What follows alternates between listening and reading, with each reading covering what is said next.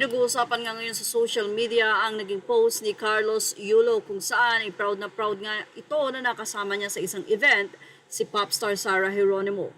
Sa kanyang naging caption sa photo nila ni Miss Sarah with Miss Sarah Geronimo, Merry ang vibes ng Pasko, the MVP Group Christmas Party tonight at 5:30 p.m. on TV5 Sari-Sari Buko Channel 1PH. Yan pa ang naging pahayag ni Carlos Yulo. Ang nasabing post na ito ni Carlos Yulo mismo sa kanyang Facebook page with Sarah Geronimo ay nagkaroon ng iba't ibang reaksyon. Alam naman ng marami na tila pareho nga ang dalawa ng issue. Nagkaroon ng issue dahil sa kanilang mga kinikita at sa pera.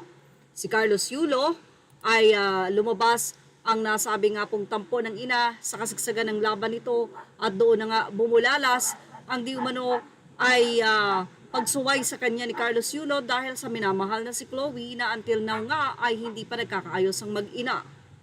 Habang si Sarah Geronimo naman ay ayaw payagan ng kanyang ina na magpakasal kay Matteo Gadicelli kahit na ilang beses na silang nakiusap, yumukod at talaga namang sobrang nakipag-usap kay Mami Divine pero ayaw pa rin kaya napilitan na magpakasal in private na nagkaroon nga ng iskandalo dahil sa pagpunta doon ng kanyang ina, ganun pa man ay natuloy pa rin ang kasal. Isang netizen naman ang nagpatunay na hindi masamang magulang sila Mrs. Angelica at Mr. Mark Yulo. I personally can attest how she and her father sacrificed para lang makilala ang Carlos na kinilala nyo ngayon. Paslit pa yang si Carlos hanggang sa lumaban sa palarong pambansa.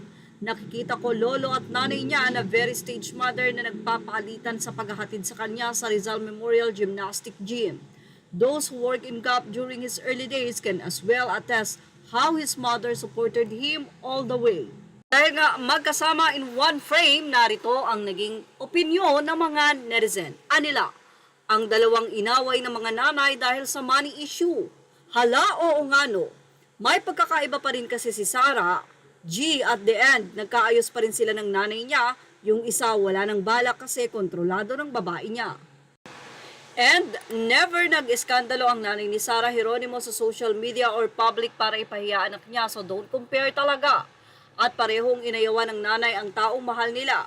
Oo, kumalat yung issue na yan pero nakita mo bang nagkalat ang nanay sa social media? Both Sarah and her mother ay nananahimik during issue unlike etong kay Carlos and sa mother niya. Kawawa naman sila. Sadly, yes, praying magkaayos ng lahat in due time, Sarah and Kaloy deserve love and respect from parents. Say naman ng isa magkaiba sila, si Sarah G, di naninigaw ng nanay. Lol, anong nagkaayos? Hindi pa sila maayos ng nanay niya. Say naman ng isa, that girl right now for sure may daladala pa yan sa pagsuway niya sa nanay niya. Honor your parents, that biblical, time will come sa dalawang yan. Paliwanag naman ng isang netizen, yung wedding na sinasabi mo about sa mama ni Sarah, private event yon. Di siya kagaya ng press con or social media na kung saan nagkalat yung isang nanay. Di nyo talaga gets point ko. Say ng isa, iskandalo sa private event, kumalat sa SOCMED, same, ha ha ha. Parehas lang naman silang toxic na nanay. Parehas nilang sinaktan yung anak nila emotionally and psychologically, same lang sila. Mula naman sa ilang pang netizen, pero magkaiba po sila, mahal na mahal pa rin po ni Sarah ang mga magulang niya, yung isa walang kwentang nilalang.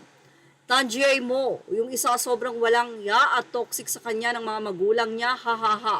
Kaya much better na wag nang makipag-ayos si Carlos for his own good, say naman ng isa.